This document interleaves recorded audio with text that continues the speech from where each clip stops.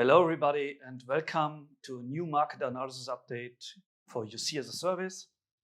Today with the focus on Microsoft's EEA licensing with separated teams for European customers. What is the new Microsoft EEA licensing? Based on a request of the European Union, Microsoft has been asked to separate teams from all licenses in the European Economic Area. This means all O365 and M365 plans will be separated from teams. There will be a new O365 and M365 license without teams, with the extension EEA, and there will be a Teams EEA license to be separately purchased by the customers. All customers that have existing contracts can stay on the old contracts, but can change to the new ones, and everything that is new to any customer needs to be the new licensing. When we talk about UC as a service or collaboration, we have the 5 workloads. The 3 UC as a service workloads are messaging, meeting, and calling.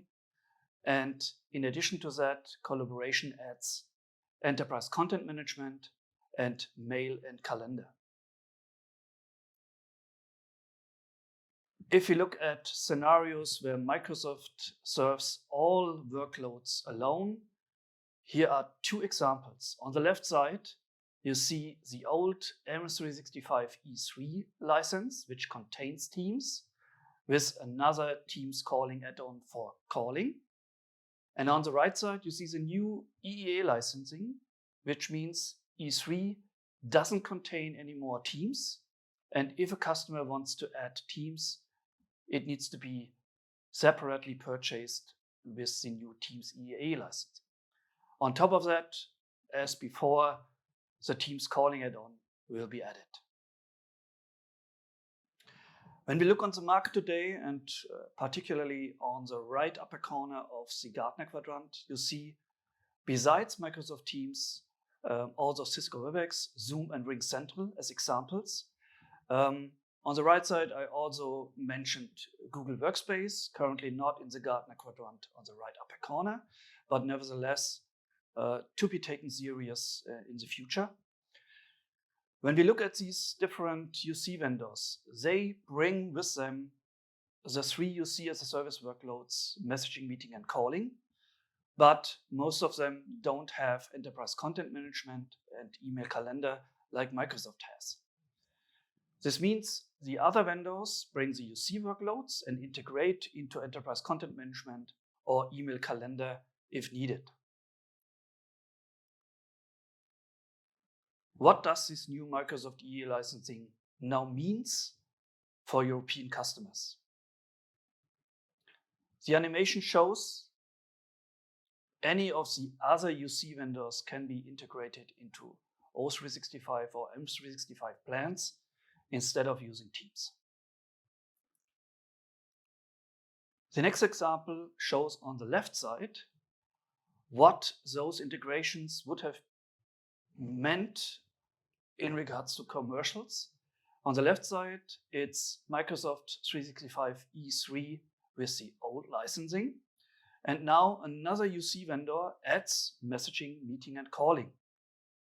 The result is an overlapping of messaging and meeting workloads, which also ends up in higher costs because it's just double paid. On the right side, the same scenario with Microsoft EEA licensing. This means Microsoft only brings the enterprise content management part and the email calendar part in the collaboration space, and it adds another UC vendor which brings in messaging, meeting, calling, and now no overlapping has to be purchased. We have a calculator for those kind of combinations of UC vendors with Microsoft or Microsoft alone.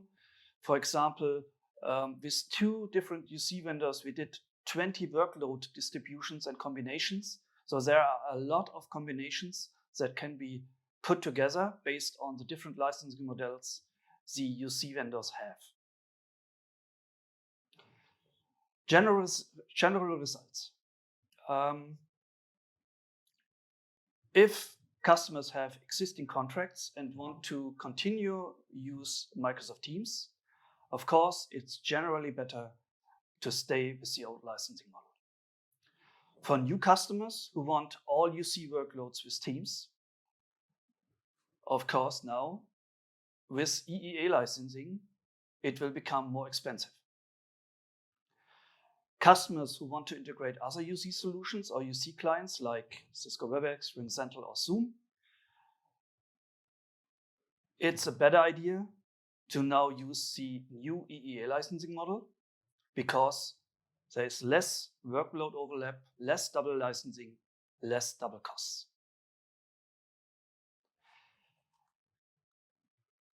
When we calculated these 20 to 30 different scenarios based on real life customer numbers, we saw now differences between 8% from the best case to the next vendor or next vendor combination, up to approximately 47% cost differences between best case and worst case.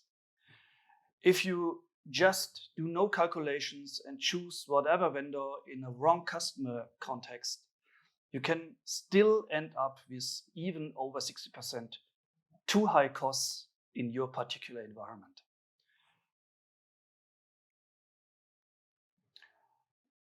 To continue with these general results, we see much more close commercial situations with the new EEA licensing between Microsoft only and combinations of UC vendors and Microsoft.